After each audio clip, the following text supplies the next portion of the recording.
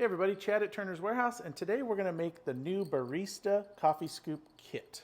So before we get started, I wanted to show you the Barista Coffee Kit Scoop comes in 2 scoop sizes, so you can get the large or the small, and it comes in 3 finishes, the gold, the chrome, or the gunmetal. All 3 finishes come with a stainless steel scoop and the stainless steel hanger ring. All right, so for this project, I'm going to be using my deluxe mandrel and mandrel saver. I've got my blank on my bushings.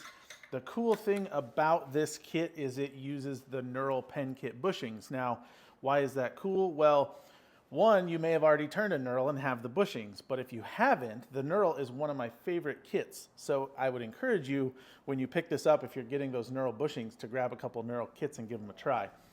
Now I'm going to turn it down with my bowl gouge just because it's a little smaller than my roughing gouge. I'm going to use some easy wood tools, and in particular I'm going to use this 3/16 beading tool. I think for some reason that a little 2 bead here and 2 bead there might look cool on this, so we're going to give it a try and see. So let's get going. I'm up to 3,400 RPM. That should be just fine. Get this rounded.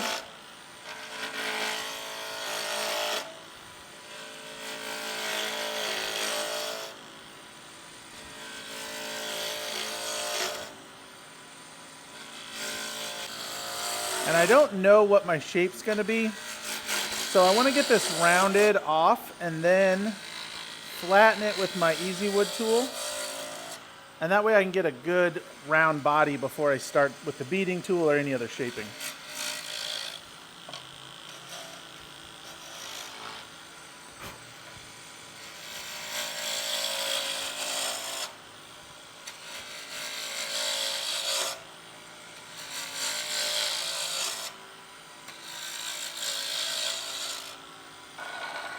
We look pretty flat. So let's just give it a little smooth.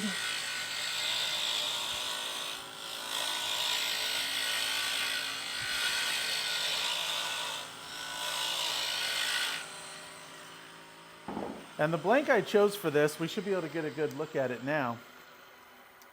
The blank I chose for this is a rosewood, and you can see it's got some really cool grain.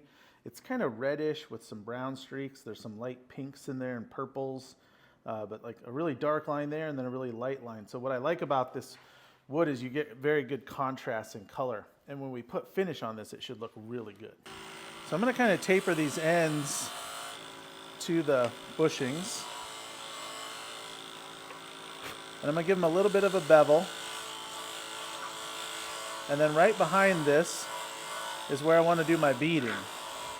So I'm going to taper up, and then I'm going to do the beading right on the end there. And you can hear I'm bumping the bushing. That's okay, because I want to get it nice and flush.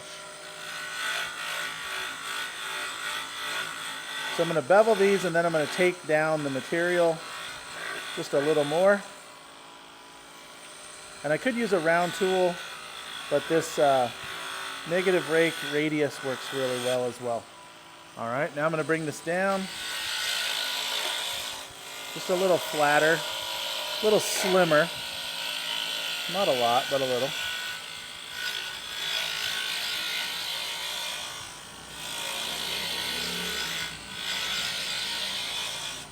And I think I'm going to kind of give it a little bit of a taper from the front here to the back, just for the look of it when you're holding it or hanging it.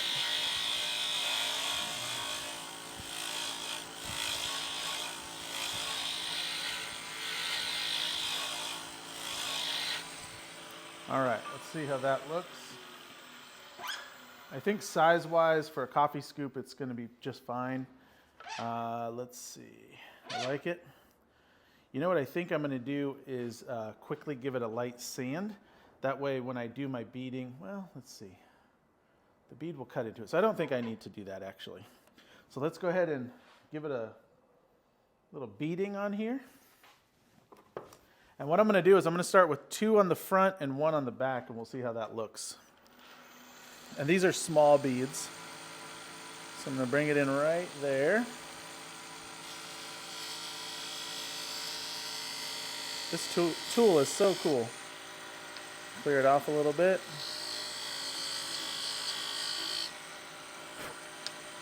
And then I learned last time, I really want to center the point of my cutter that's going into the center of where my last cut was. So I'm really eyeballing that carefully. You can see I'm only cutting on one side because I'm in that void. All right, I think that looks pretty cool. Now I'm going to do one bead on the back. I was originally going to do two, but I think one will distinguish the back from the front, which will look good. All right, now I'm bringing out my little detailer. I didn't mention it before, but I think I need to take off just a little bit here. And I can do a little bit more with the sandpaper, but I don't want a sharp corner on either of these sides.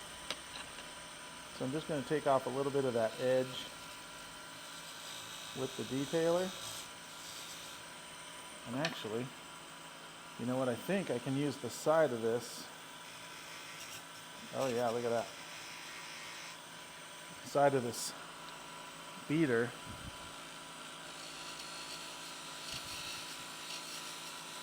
And then I'll just sand it to get that good round profile. Perfect.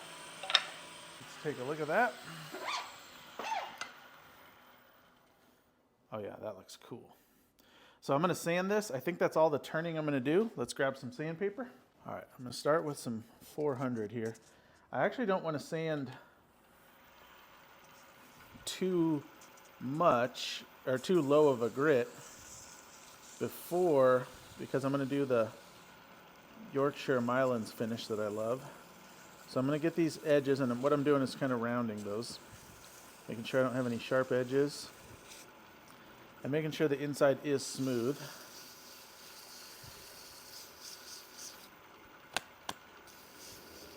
Abranet would be a better choice here, but I didn't have any handy, so I'll just use what I got. And I'm trying to be careful not to hit that bushing. I don't want to drag any metal into my wood. This rosewood is so nice.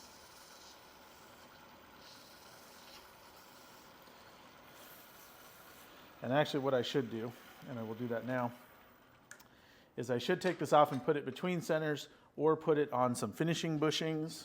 And I can still use my mandrel saver to protect these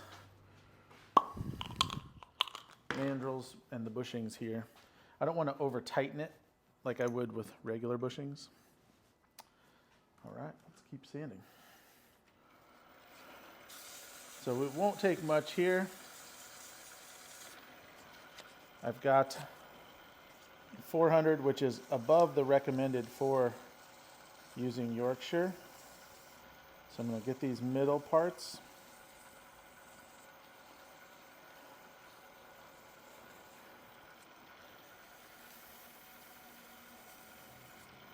What I'm going to do is turn this off and hand sand these grains long ways. And I'm making sure to get this front little step where I step down to the bushing. It's going to take a little back and forth here. Because when I'm sanding across it flat, I can't get that little curve. And it may be hard to see, but there is a little curve to the front and a little curve to the back. So we'll get all that grain long way, and then we'll get these little curves. I'm just going to work my way around it. And I'm back to the front. Okay. So now is when you'd want to inspect it and make sure there's no scratches or blemishes you don't like. Okay, I'm going to be doing a Myland's friction finish polish. A friction finish, polish finish. I don't know what you want to call it. But I'm going to be using Yorkshire Grit in between the sanding sealer and the Myland's friction finish. And the reason I do that is it will give it that extra little shine. If you have not checked out the video on the Myland's Yorkshire combo, feel free to go check that out. It'll walk you through step by step. We are going to cover it a little bit here, but not as in depth as that one. So first step with this is to sand up to 240, or in our case we did 400. Then apply sanding sealer. Now, I just noticed there was a couple little lines here from my turning that I want to get out. So do that before you start, and that's why it's good to inspect. All right, I think I got it. Now the sanding sealer and the Mylands will take care of some of the low grain spots, but they won't take out scratches, obviously. So you want to make sure before you do any finishing of any sort that your wood looks good and you're happy with it. I've got a paper towel here clean. I'm going to grab my sanding sealer. And what I'm going to do is just put a dot of sanding sealer on it. And I'm going to spin this around. Now, I've learned from the last time when I did these beads, or the first time I did these beads, you kind of have to use a lot to get into the holes or the lines of the beading. But then you don't want it like gunked in there. So I use the paper towel edge to kind of clean up and get out any excess. But I want to make sure it's covered. And I didn't get the inside of these beads. So I'm going to put a little bit more on. Whoa, almost dropped it. And I'm going to get these a little better. I'm going to try to kind of squeegee down in there. I don't know if that's the right word. Wedge it down in there. Wedgie it. But I need to get good sanding sealer coverage into those cracks. All right, this should be more than enough. All right, got it down in there. And I want to get it all flat and out of the cracks as far as the excess. So I'm going to use the edge. I definitely got a lot in the cracks, so no big deal. The sanding sealer with the rest of the process has worked really, really well. I was pretty pleased with my finishing before, especially pens and small items, but it really has helped take it up another notch. So with this sanding sealer, it's on here. I'm going to let this dry. Usually it takes about 30 seconds to a minute for me where I am. In your case, if you are somewhere cold or humid, it could take longer. So play it by ear as far as how long you need to wait on your sanding sealer to dry. I can see on the inside here it looks, well, a little bit came off. It looked a little wet, but I guess it's just shiny. But if it's wet or tacky, don't move on to the next step yet. You want to be able to touch it, and it should be dry. Like this feels dry, it doesn't feel tacky at all. So I should be good to go to my next step. Now that next step is Yorkshire Grit. I'm going to put just a little bit on here, just a little bit. I think that should do it. Well, yeah, there we go. And what I'm going to do is I'm going to turn on the lathe at a low speed, and I'm going to move this across, and I'm going to slowly increase the speed to, whoop, start over. I'm going to slowly increase the speed to break down the grit. I don't know if you can hear it. I'll put my mic up here. You can kind of hear it sounds like it's sanding. It's kind of cool. But I want to make sure and get that all the way across there and speed that up. So I'm going to speed it up as I go. And once I hear it break down, I'm going to slow it down and come back to slow speed. Now, since I have these beads, I am going to take out the middle because you need to clean all this Yorkshire Grit off before you put your finish on.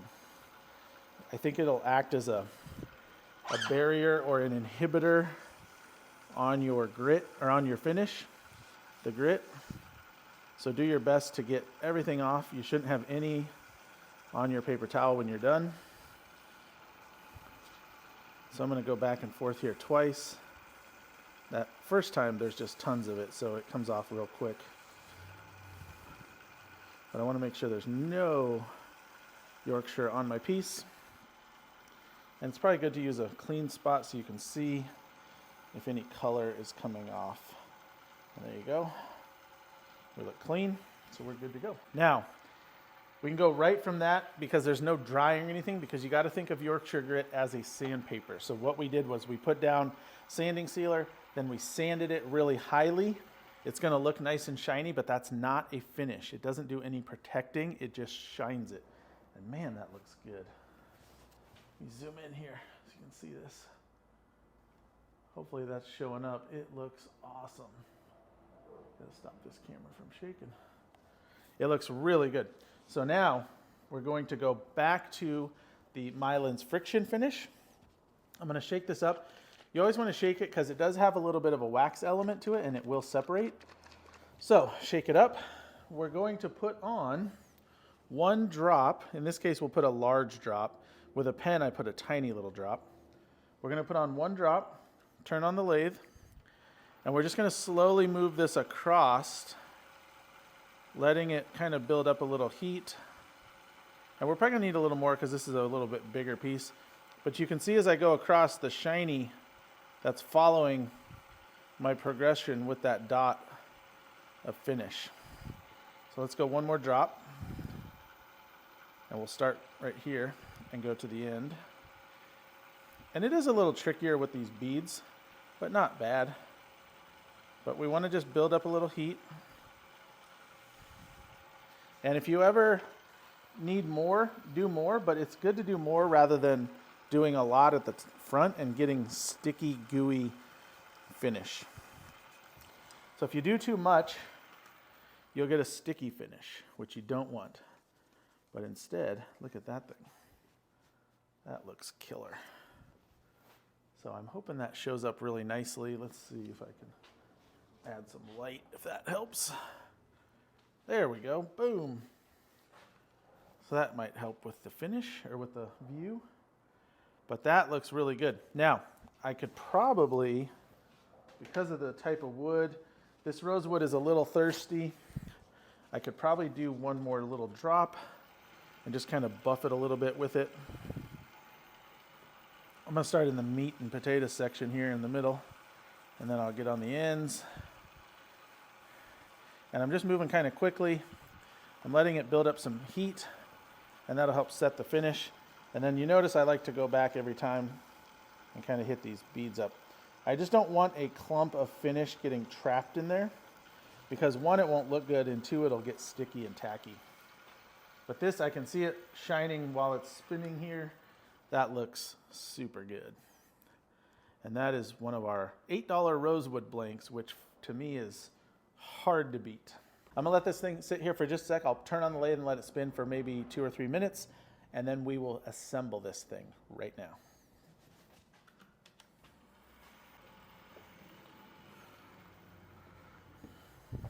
Okay, we are ready to assemble this. It's a very simple assembly. You've basically got 2 parts that you press in. Once those are pressed in, you thread the head in and install the key ring hanger on the back. So really, it's 2 parts to press, and that's it. Now, one thing you want to take note of, even though these are the same size as far as the shoulder, you could put them either direction, it wouldn't matter. If you did make a choice like I did, picking the 2 rings for the front and the single for the back, you want to make sure and follow up with that so you assemble it the way you intended. Now, I'm going to do one end at a time. I'm going to put the front end here. I'm going to put my press blocks, and I'm going to slowly press this together. Now, this back end, because it does have this little knob for the ring to go in, I don't want to put that in first, but I'm going to use a bushing. This is just drilled out plastic, softer plastic. And I've got a couple different sizes to where I can go over it and push against it without pushing and risking breaking that little part. So I'm going to load it into my press. And I'm going to hold that bushing in place. It's kind of a balancing act here. And you want to make sure and get that nice and lined up. And then slowly press it and get it going. You can always come back, get a little more distance, and press in. Once that's done, I can release this, take off my bushing. I'm going to install my ring. This is always a tricky one. No, didn't go too bad. They're not super heavy duty, which is nice, but they are just enough to hang it if that's a thing you want to do. Lastly, I can screw together my scoop into the handle. And you got a long, nice thread there, so that should be very sturdy. And this is all stainless steel, the scoop and the shaft here. And you have a beautiful coffee scoop that you can hang. This is perfect for gift giving, making a set for yourself or someone you know, or if you do craft shows, these do really well at craft shows.